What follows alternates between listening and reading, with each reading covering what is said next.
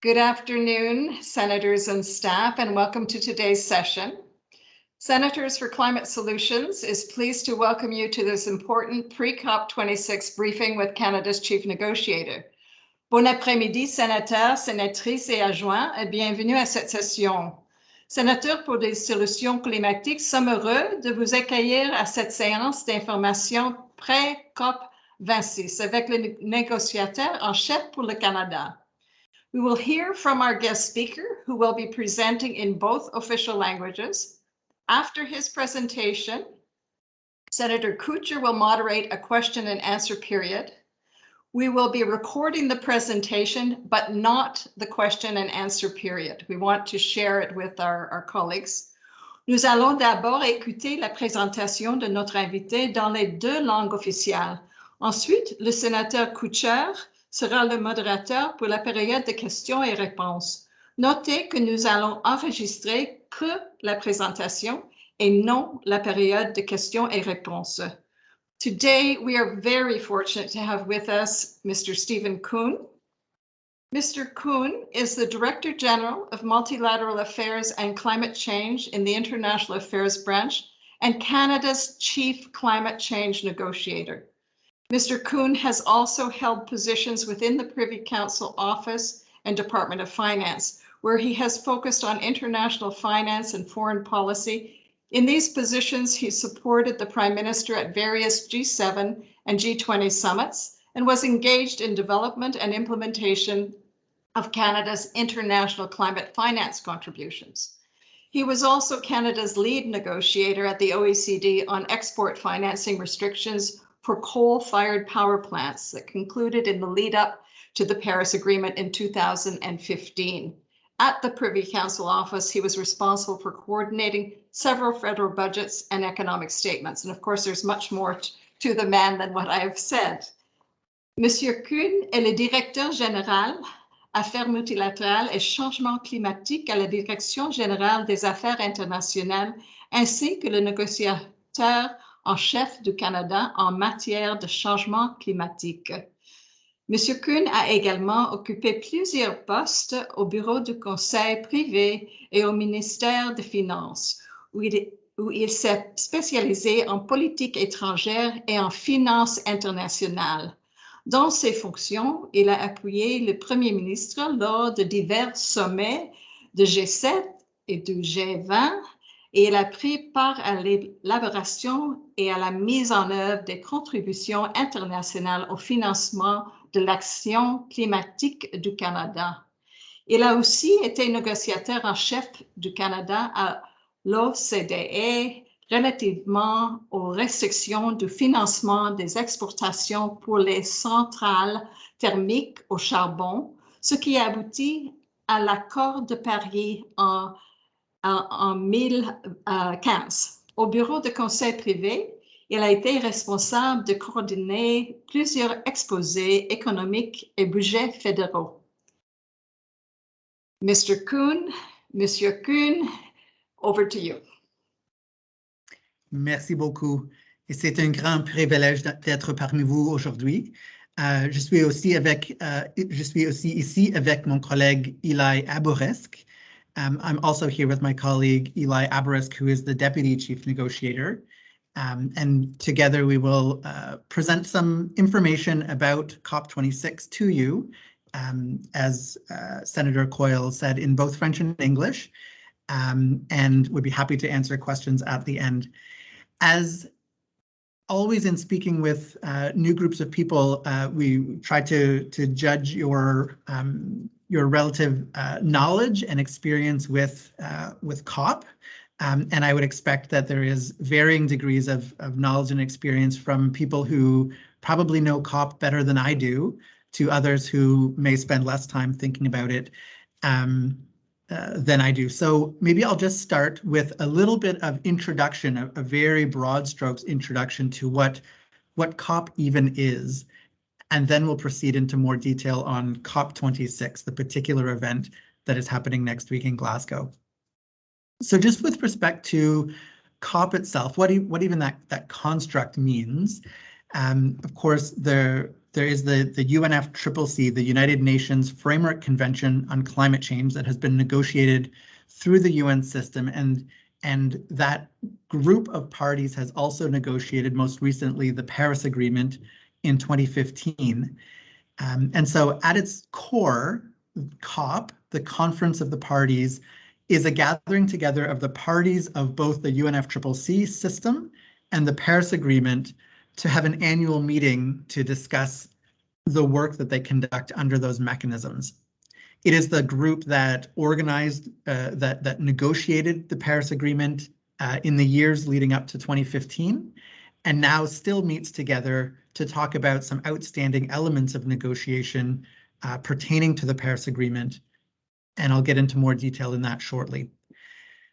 Of course, COP has become much more than that as well. It is also a demonstration of political ambition. It's a gathering of ministers and country leaders to talk about the policies that each of their countries put in place to meet the obligations of the treaties that they've entered into. And even broader than that, it is a trade show where stakeholders and commercial organizations come together and have conversations about how the work that they do relates to the important issue of climate change. Maybe I'll pause there, and Eli will share that information in French as well.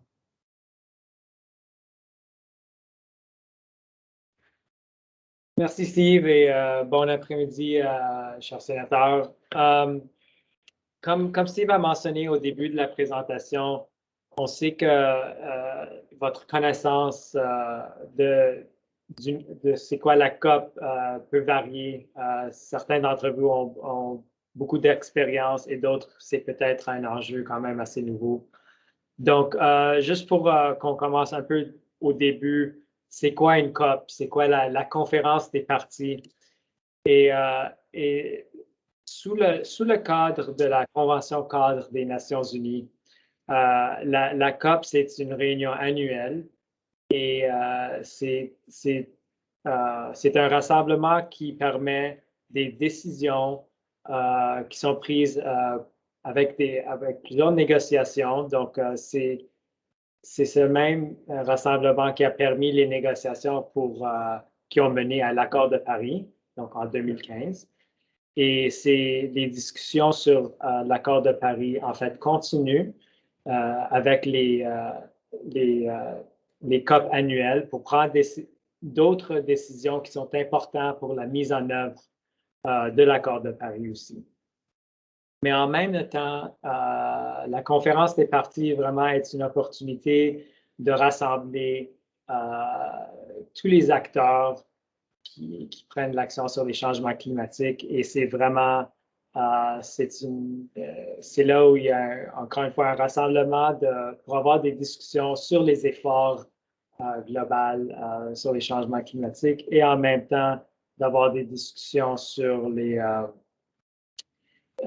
différents enjeux en termes de technologie et genre, comme on dit, comme Steve a dit, un trade show, c'est vraiment une façon une exposition, disons, sur les efforts sur les changements climatiques. And every year for COP, a new country assumes the presidency, and this year is the United Kingdom's turn to host COP. Of course, it was supposed to be last year. It was postponed for a year because of the pandemic. The UK is organizing COP26 this year as being the most significant COP since the signing of the Paris Agreement 5 years ago. It's significant because 5 years after Paris, many of the promises that were made in Paris are now coming to maturity, where countries, including Canada, as you've seen over the past number of months, have strengthened their NDCs, have put in place plans for net zero emissions by mid-century, have renewed their international climate finance commitments. All of these things are operating on the 5-year ambition cycle of the Paris Agreement. It's also an important COP because it's the first COP in 2 years. We've skipped a cycle, and that's significant. There's a lot of anticipation building up because of that time frame. Also significant because the United States has rejoined the Paris Agreement. It's the first COP in the post-Trump era since the United States has come back in, and it's the first COP of the Brexit era as well, as the United Kingdom attempts to continue to project itself as the global Britain that it is attempting to do. So in that context, the United Kingdom has organized COP26 around 4 broad themes or goals, and these goals align themselves with the goals of the Paris Agreement themselves. The first goal, a mitigation-oriented goal, is to secure global net zero by mid-century and to keep 1.5 degrees within reach. The second goal is an adaptation-focused goal, which is to urgently adapt to protect communities and natural habitats. The third goal is a finance-oriented goal, mobilizing all forms of finance, which is a reference to both public budgetary resources, as we've seen the government offer in its international climate finance, but is a broader conversation than that as well, engaging the private sector and private financial institutions to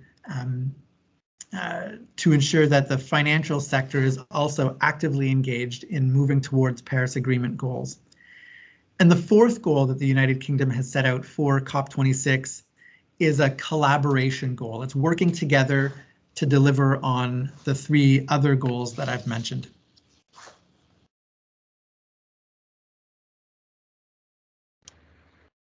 Je crois que c'est mon tour. Donc, comme Steve a mentionné, la présidence de la COP change de chaque année. En 2019, c'était le Chili qui a pris la présidence. Et pour la COP26, c'est maintenant le Royaume-Uni. Et vraiment, la COP maintenant, la façon quand on parle de la COP26, c'est vraiment l'importance de cette COP. Il y a plusieurs raisons pourquoi c'est devenu une des plus importantes conférences depuis l'accord de Paris. On peut regarder le nouveau rapport du GIEC. Donc, le GIEC, c'est le groupement intergouvernemental d'experts sur l'évolution du climat. Et le rapport qui est sorti sur la crise climatique. Aussi, cette COP, ça marque 5 ans depuis l'entrée en vigueur de l'accord de Paris. Donc, vraiment, cette COP est vraiment qualifiée comme un point tournant pour catalyser l'ambition et vraiment reprendre l'élan sur les efforts mondiaux en matière de changement climatique. Aussi, du côté un peu plus politique, c'est la première conférence que le Royaume-Uni mène depuis qu'ils sont indépendants de l'Union européenne. Les États-Unis sont de retour dans l'accord de Paris aussi. Et vraiment, c'est la COP aussi, quand on parlait d'un moment tournant pour catalyser l'ambition, on commence à voir aussi les nouvelles cibles accrues que les pays mènent de l'avant, donc que les pays mettent de l'avant. Ces cibles-là, comme vous entendez le terme en anglais, NDC, en français, c'est les contributions déterminées à l'échelle nationale, donc CDN. Et aussi, il y a les nouveaux engagements de financement climatique et aussi des engagements sur la neutralité carbone neutralité d'ici 2050. Merci.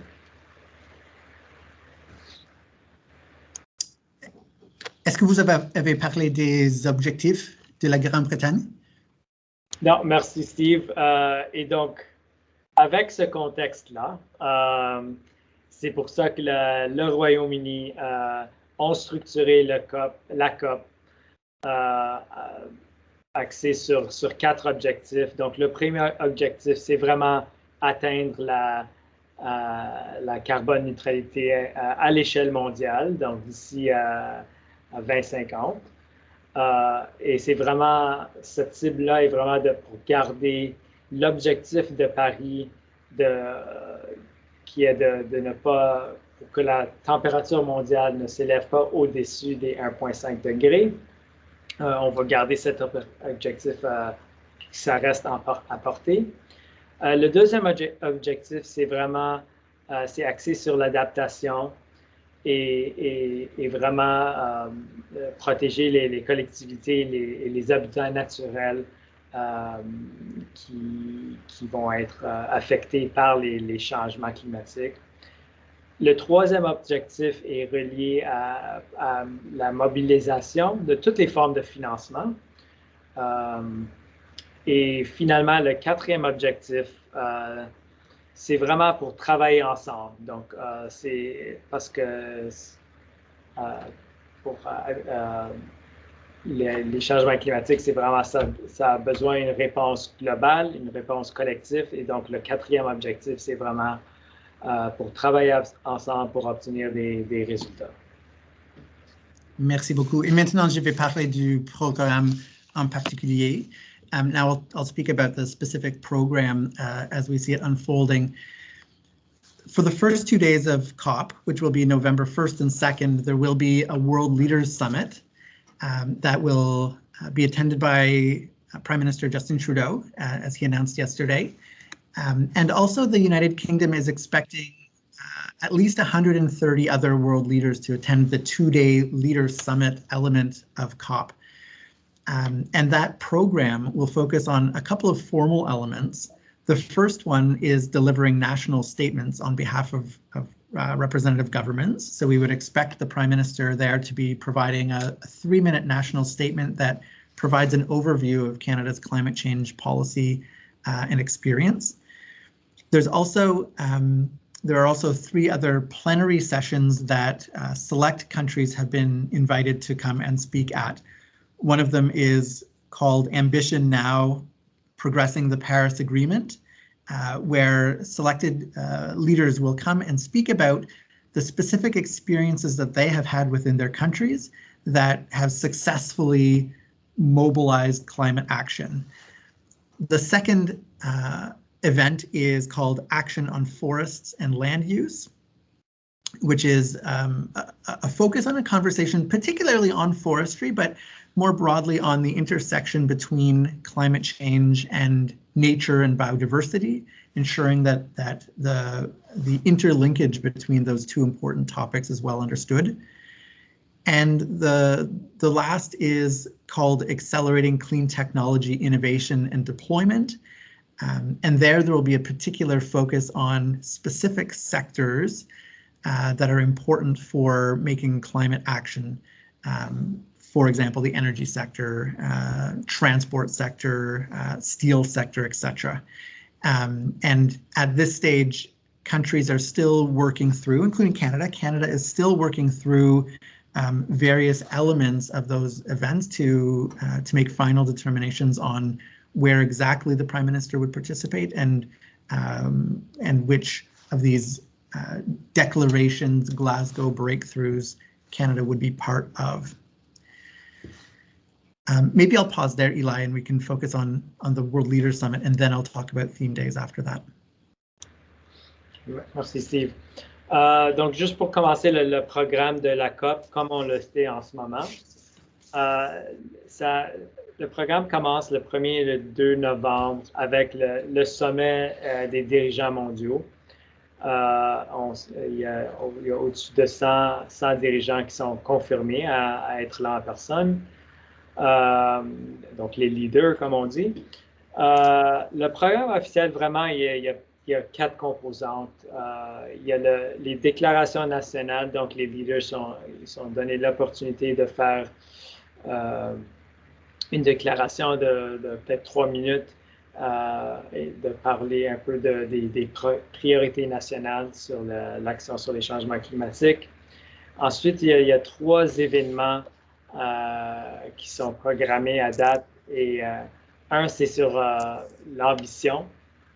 Et c'est une autre opportunité d'avoir des discussions sur l'ambition globale.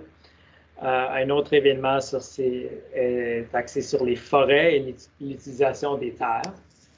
Et donc, ça c'est un autre événement où ça permet vraiment d'avoir des discussions sur l'intersection entre les actions sur les changements climatiques, mais aussi sur les forêts, la nature et aussi un peu la biodiversité. Et finalement, l'autre programme, c'est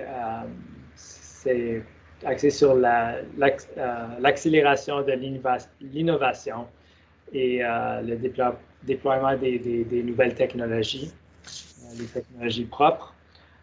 Et c'est là une opportunité de parler de différents secteurs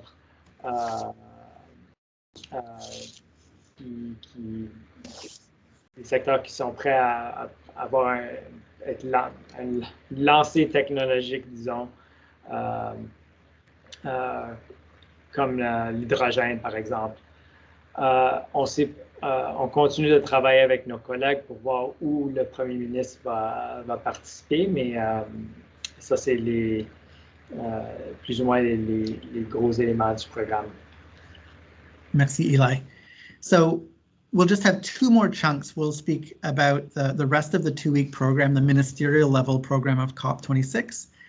And then I'll speak a little bit about the negotiations agenda, and then we'll leave it open for questions.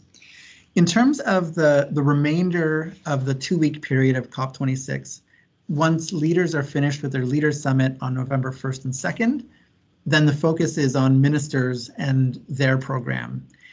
And the way that the United Kingdom has organized the remainder of the two-week period is around a series of theme days, and Canadian priorities will fit within those particular theme days that the United Kingdom has organized. So for example, November 3rd, the theme day is finance. And what we will see there is a focus on all things climate finance. You may have seen yesterday that the Minister of Environment, Minister Wilkinson, released a climate finance delivery plan that he worked on in concert with his colleague from Germany, the intent of which was to demonstrate confidence for developing countries that Canada remains focused on, and that all developed countries remain focused on securing the $100 billion per year international climate finance commitment that was made back in 2009. November 4th will be a focus on Energy Day. One of the things that you might hear being showcased on that day, for example, is Canada's engagement with the Powering Past Coal Alliance and our leadership role there, including some new memberships on the PPCA, and an active conversation about how we can support developing countries, important coal-using developing countries, to engage the energy transition for themselves. Other days include Youth and Public Empowerment, Nature Day, which will focus on oceans issues as well, adaptation, loss and damage, gender, science and innovation, transport, where we'll talk about electrification of vehicles and the important role that that plays in mitigation, and finally, cities, regions, and built environments. And the final point that I would make in this section is, of course, as you're well aware, the cabinet swearing-in process happened this morning. And so we're in that situation where we now have a new Minister of Environment, we have a new Minister of Natural Resources, and we will be having conversations very quickly with those new ministers about the specific elements that they will engage in through COP26. As you can well imagine, each new minister in their portfolio will need to consider their own priorities and make determinations about the specific events and engagements that they will have over that two-week period.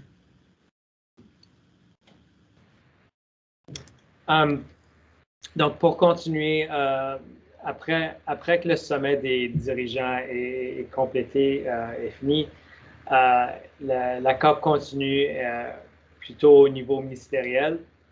Et pour les 2 prochaines semaines, le Royaume-Uni a organisé les 2 prochaines semaines autour de thèmes, des journées thèmes.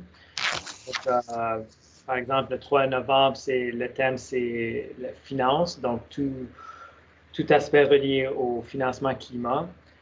Et c'est là qu'on va voir un peu plus des discussions sur le plan de livraison sur les 100 milliards que le ministre Wilkinson a présenté hier avec son collègue de l'Allemagne.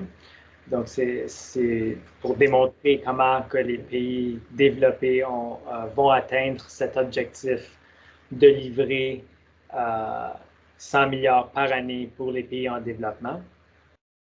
Le 4 novembre, le thème, c'est l'énergie. Donc, c'est là où on va avoir des discussions sur la transition énergétique, sur l'élimination progressive du charbon, par exemple, sur la transition équitable. Et donc, pour les prochains jours, il y a toujours un thème aussi. Donc, il y a une journée pour le transport. Donc, c'est là où on va avoir des événements autour de les véhicules à zéro émission, par exemple. Et aussi, il y a des journées qui sont axées sur la responsabilisation des jeunes et du public, une journée axée sur la nature, une journée pour l'adaptation, et aussi une journée sur le genre, la science et l'innovation, et aussi une journée axée sur les villes et régions. Donc, ouais, et ça complète vraiment le programme à haut niveau. Merci, Eli. And the final component that we wanted to brief you on is the negotiations agenda. In parallel to the ministerial demonstration of political ambition that will occur through these theme days, there's also negotiations occurring amongst parties to resolve outstanding elements of the Paris Agreement and to continue to advance discussions in that regard. So there's 5 elements of negotiations that I would focus on in particular today. The first is on transparency provisions of the Paris Agreement. So the Paris Agreement itself set out particular transparency agreements, and negotiators are now working to put detail around what those reporting requirements would be that are fundamental to ensuring accountability towards the Paris Agreement. And there are questions, as we have those conversations with our counterparts around the world, there are questions about trying to find the right balance between transparency and reporting level of detail versus capacity of some countries to be able to respond to those requirements. And then there are also, of course, some countries around the world who have a different perspective on transparency and would rather not share the kinds of information that we think is important to ensure accountability for the Paris Agreement. So transparency is point number 1. Point number 2 is what we call Article 6, or international carbon markets. And this is a framework for how countries would exchange mitigation reductions between one another to ensure that the Paris Agreement is can achieve its objectives in as efficient a way as possible. And there is general agreement, of course, built into the Paris Agreement that this would be a mechanism that exists, but there are outstanding conversations about, for example, whether or how those exchanges would have alongside them a tax that is used to fund adaptation measures in developing countries. And there are questions around transitional provisions to ensure that, for example, if a mitigation reduction happens in one country, that it does not also happen in another country. And questions around treatment from a transitional perspective of Kyoto CDM credits as well, the carbon emission trading credits that arose from the Kyoto Agreement, and how those may or may not be brought into the Paris Agreement and be counted towards countries' NDCs. The third is common timeframes, which is a question of the proper length of implementation period for nationally determined contributions, and discussions within parties about whether a 5-year timeframe or a 10-year implementation timeframe is best conducive to the most ambitious response possible for parties. The fourth of these 5 negotiating issues is finance. So we've spoken a little bit already about the $100 billion per year goal that developed countries have that they've committed to providing from 2020 to 2025. And one of the large elements of the finance negotiation is just starting a conversation about what climate finance is required in the post-2025 period as well.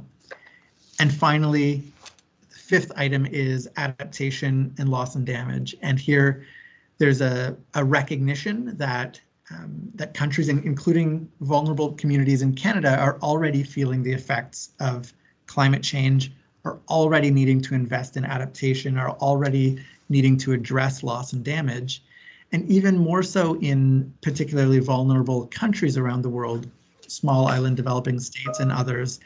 And so these conversations are focused around how best to address those needs that they're experiencing, and how collectively we can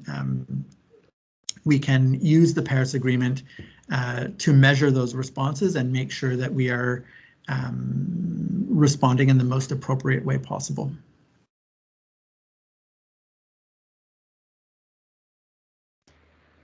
OK, merci Steve. Donc, on finit avec les négociations. Steve a mentionné 5 enjeux clés qui vont, les 5 plus gros enjeux de discussion pour cette COP. Et sont vraiment groupés un peu dans 2 catégories. Un, c'est vraiment les enjeux pour finaliser les éléments des règles de Paris, des règles de mise en œuvre de Paris qui n'ont pas encore été complétées. Et aussi, d'autres sont juste axés sur les priorités des pays en développement aussi. Donc, le premier enjeu, c'est la transparence. Et la transparence est vraiment reliée au genre de rapport et examen que nous avons mis en place sous l'accord de Paris. Nous avons déjà des obligations qui ont été négociées. Et là, c'est une question de finir les détails de comment on va mettre en œuvre ces obligations. Comment est-ce que les pays doivent compléter leur rapport sur, par exemple, leur émission de GES. Et c'est vraiment une question de compléter ces règles de mise en œuvre, mais aussi on sait qu'il y a souvent plusieurs enjeux, dont la capacité de certains pays de pouvoir faire ces genres de rapports, et d'autres pays qui sont peut-être ils ont une différente interprétation de la transparence que peut-être le Canada et d'autres pays développés. L'autre enjeu, c'est les marchés de carbone. Là, on parle vraiment des échanges de crédits entre pays, et c'est une question de s'assurer qu'on a des bonnes règles sur la comptabilité qui va se faire pour ces échanges de crédits, pour ne pas avoir le double comptage, par exemple, et aussi de prendre des décisions de comment les crédits, les vieux crédits du protocole de Kyoto peuvent ou ne peuvent pas être utilisés. Le troisième enjeu, c'est les échanges, on appelle ça Common Time Frames, donc les échéanciers communs. Et c'est vraiment, ça c'est une question de la période de mise en œuvre de chaque CDN. Donc, les pays doivent essayer de décider si dans le futur, les CDN doivent avoir une mise en œuvre de 5 ans ou de 10 ans. Et L'autre enjeu, c'est sur le financement climat. On sait déjà que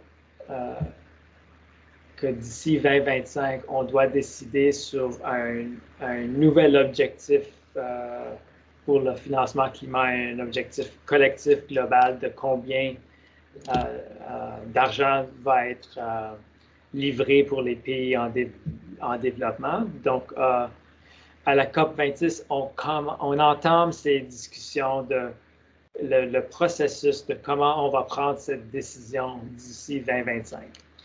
Et finalement, il y a les enjeux d'adaptation et pertes et dommages. Et c'est vraiment avoir des bonnes discussions sur quel progrès qu'on peut faire pour adresser ces enjeux-là qui sont importants pour les pays en développement.